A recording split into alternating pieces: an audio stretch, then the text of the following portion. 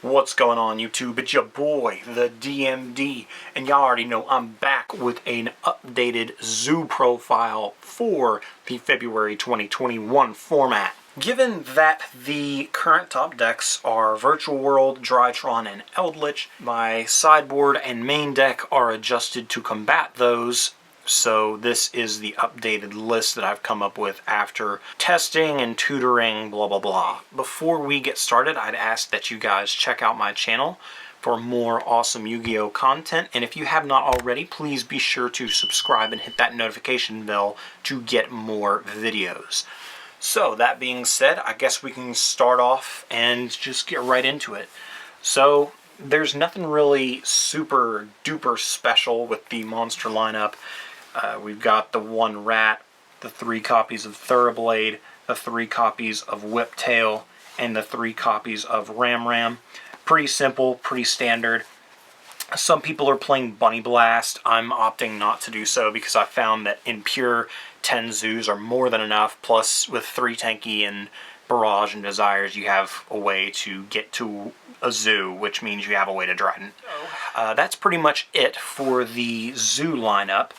Moving on to the hand traps, we've got 3 copies of Ash Blossom because it's the most generic of all lay hand traps.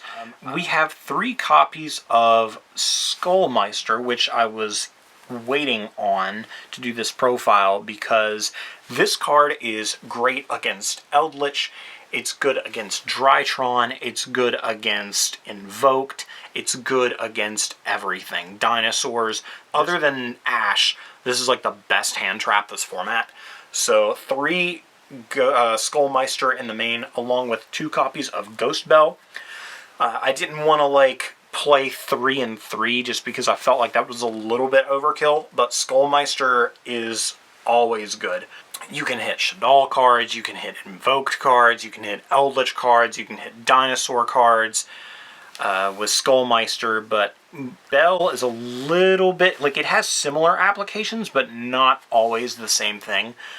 So Bell just hits other cards like Eldritch, but it doesn't hit the Eldritch traps, which Skullmeister does. So that's why I'm playing 3 and 2 Bell instead of 2 Meister and 3 Bell. But moving on to the spells, of course, standard, triple Tanky, 1 Barrage for the consistency pieces. For more consistency pieces, we play triple Desires and double Avarice, just because we want to draw cards and we want to make Megaclops and draw 2 cards on top of making Megaclops, so that's why Avarice is here. We do need to have an extender, and so that's why we are playing 1 copy of Monster Reborn. So in case our normal summon gets conquistadored, we can just reborn it, or if they, I don't know, let's say activate the Virtual World trap card to pop our normal summon, we can just reborn it and then go into Zeus and then clear their board. Then moving on to the actual trap cards, we have triple copies of Infinite Impermanence. This card is not that great, this format. Like, I feel like Gamma's probably better than anything, but even then, like, I wouldn't really play Gamma because it's too much of a commitment.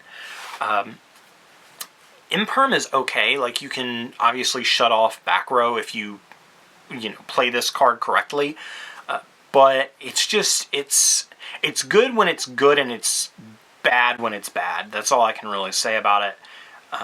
And then for continuing on for the traps, we've got triple copies of Gozen Match. This card is still the best floodgate over like Rivalry. Rivalry might see play again in the future, but this for now is just better, I've found. The one of Imperial Order, because it's a Saki one of that we don't really care about because we can turn our floodgates off of the Dryden at any time. Ice Dragon's Prison. This card is very much worth its price tag. It's just, it can be like game ending when you resolve it, because you can just target a Virtual World card and then they can't like make the big synchros. Like if you target their Lily when they try to go into the big level 9 Dark Law synchro, You can like banish their tuner and their non-tuner, so they have pretty much nothing left to play with. So you can just like end virtual world turns with this. And then finally, 3 copies of Solemn Strike, because it is still one of the best trap cards going second, being able to crack an established board, or going first, just being able to negate a summon. It's just really, really powerful. So that's pretty much it for the main deck. Let's go ahead and do the side deck first. Triple copies of Nibiru. This, for me, Nibiru has always been one of those cards that's like really, really good.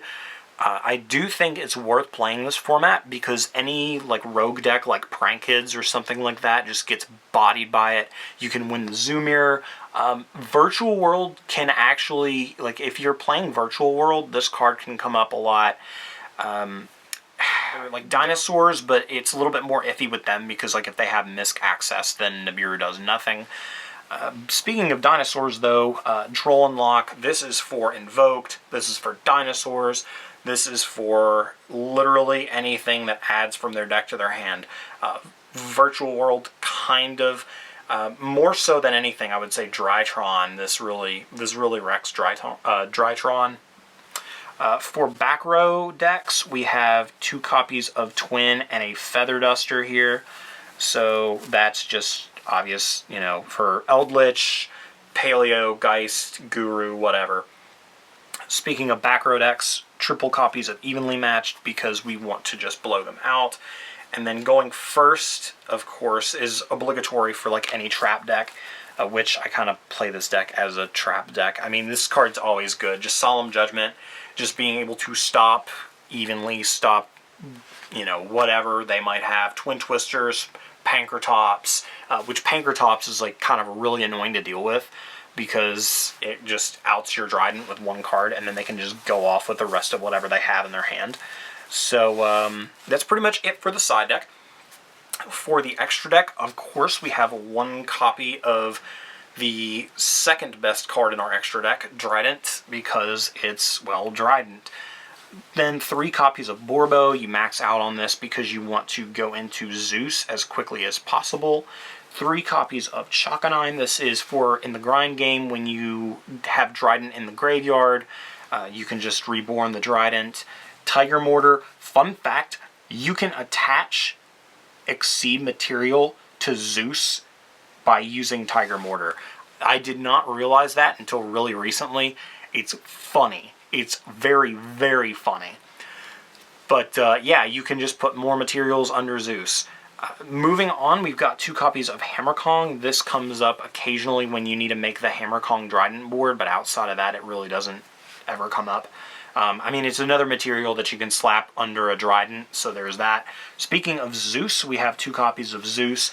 Self-explanatory, it's why this deck is so good, being able to just go second, make Borbo, and then slap like 6 materials on there, and then make Zeus, and then just clear the board multiple times. It's like an auto win in itself. And then finally, the 1 of Megaclops, because it's a win con against decks like dinosaurs, or things that can't beat over or destroy a 4K beater. So, that being said, that's pretty much it, guys. If you have any comments at all, please feel free to leave them in the comments section below.